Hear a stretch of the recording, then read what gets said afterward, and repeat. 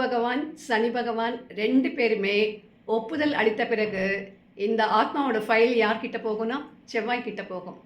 செவ்வாய் ஒரு உயிர் ஜனிக்கும் பொழுது அது எந்த விதமான உருவத்தை எடுக்க வேண்டும், மார்ஃபலாஜிக்கல் அப்பியரன்ஸ் பார்ப்பதற்கு அது எப்படி இருக்க வேண்டும், இந்த ஆத்மாவானது ஒரு மனித உடலிலே ஜனிக்க வேண்டுமா, மிருகமாக ஜனிக்க வேண்டுமா, புழு பூச்சியாக ஜனிக்க வேண்டுமா, மரம் செடி கொடிகளாக ஜனிக்க வேண்டுமா, எந்த உருவத்தை எடுத்து இந்த ஆத்மா ஜனிக்க வேண்டும் என்பதை செவ்வாய் முடிவு செய்கிறார்.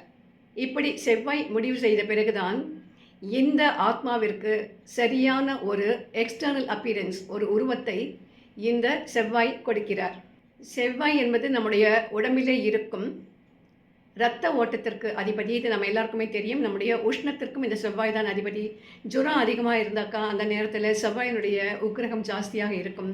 சில பேருக்கு உடம்புல இரத்த ஓட்டம் குறைவாக இருக்கும், அனிமியாக இருக்கும். இவர்களுக்கு எல்லாமே செவ்வாயினுடைய தாக்கம் மிக மிக குறைவாக இருக்கும். எனவே ஒரு உடம்பிலே இருக்கும் இரத்த ஓட்டத்தை கட்டுப்படுத்துவதும் இந்த செவ்வாய் தான். இந்த செவ்வாய் சனியும் குருவும் சரிபார்த்த அந்த ஃபைலை தானும் ஒரு முறை ஸ்க்ரூட்டினைஸ் செய்த பிறகு, நன்கு அலசி ஆராய்ந்த பிறகு, அந்த ஆத்மாவிற்கு எந்த விதமான உருவத்தை கொடுக்க வேண்டும் என்று தீர்மானித்து ஃபைலிலே தன்னுடைய ரெக்கமெண்டேஷனை எழுதிவிட்டு அதை சுக்கிரனிடம் அந்த ஃபைலை ஒப்படைத்துவிடும்.